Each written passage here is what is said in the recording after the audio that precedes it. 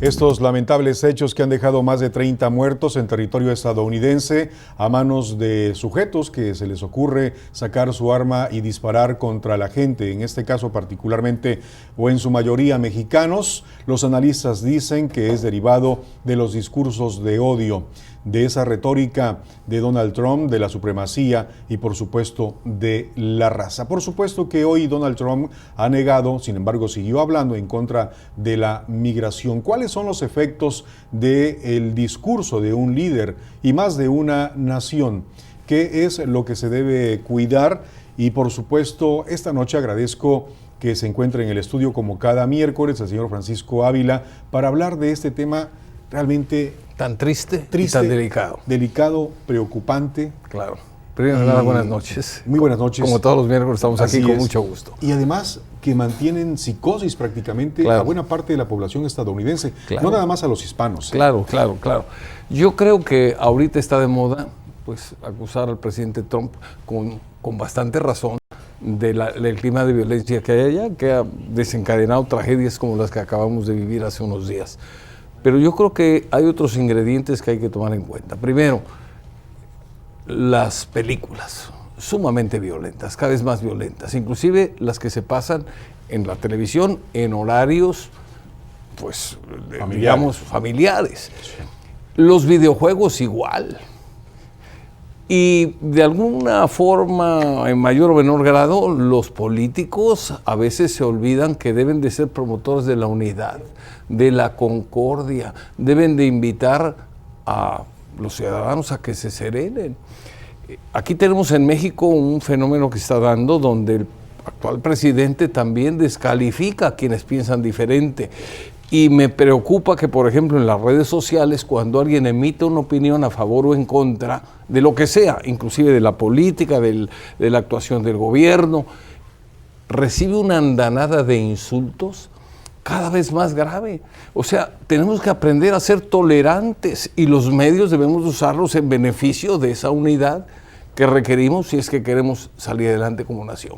Un pueblo dividido es un pueblo que está sujeto a muchos factores adversos que a la larga pueden costarle un retroceso o una división de la sociedad. Lo acabamos de ver donde se pelean las personas por un cajón de estacionamiento o donde hay balazos porque otra persona le ganó el lugar donde estacionarse bajo la sombra de un árbol. No podemos llegar a tales extremos. Los ciudadanos tenemos que serenarnos. Los padres de familia tenemos que hacer lo posible por hablar con nuestros hijos, para hablar de concordia. Yo creo que se está perdiendo de alguna forma la brújula. Y esto que acabamos de ver es, pues yo creo que una especie de consecuencia de toda la agitación, de toda la animadversión que a veces desde los círculos más altos del poder, como en este caso el del presidente Trump, generan con un doble discurso, porque está en campaña, por un lado habla de que está en contra de la supremacía blanca, está en contra del racismo, e indirectamente cada vez que puede, pues ataca a los hispanos, porque los hispanos van allá por necesidad, no porque quieran ir por gusto, van por necesidad, porque lamentablemente en países como el nuestro y otros países de Latinoamérica ha habido gobernantes tan malos que en lugar de promover el desarrollo para que la gente no tenga que emigrar a otros lados, se han dedicado a robar.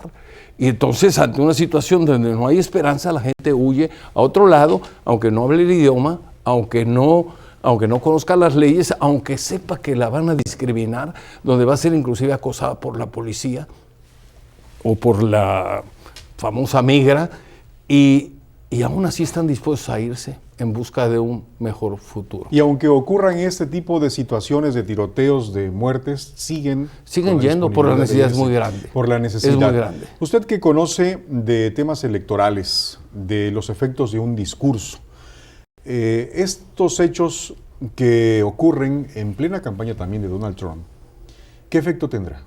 Esa es una. Y la lectura que usted le pueda dar a esta visita, aún sabiendo que va en medio del rechazo de las protestas Donald Trump hacia la zona donde están las familias de la gente que murió o de la gente que está en hospitales? Yo creo que el presidente Trump, que está en campaña, sabe manejar, yo no me atrevería a decir ni siquiera manejar, manipular muy bien los medios de comunicación a su favor. Yo recuerdo que cuando estaba a punto de hacer la elección, donde resultó presidente de los Estados Unidos de América, él llegó a decir que era tan popular que podía subirse a un edificio y disparar y matar a no sé cuántas personas y aún así la gente votaría por ellos. Esto nos da una idea del grado de salud mental que puede tener un gobernante, o de desorden mental, para decirlo con más claridad. Y desde luego, esto que es tan lamentable y que se ve como un acto oportunista ir a la frontera para poder mostrar sus condolencias cuando precisamente sus discursos han sido antiinmigrantes y fomentadores, válgase la expresión, de odio, pues se ve como una situación donde va él a buscar quedar bien con sus electores, a ver si recupera algo de apoyo por parte del sector hispano. No debemos olvidar que también hay un sector importante de Estados Unidos que el discurso que normalmente transmite el presidente, o las ideas que transmite el presidente Trump, sobre todo en cuestión de racismo, en cuestión de atacar la migración, etcétera, le generan una gran simpatía entre cierto grupo de norteamericanos que ven en los migrantes a lo mejor una amenaza para sus empleos, una amenaza para su seguridad. Pues como siempre, muchas gracias. Pues, interesante esto, ojalá las cosas cambien para mejorar. Muy buenas noches. Ojalá. Vamos a una pausa.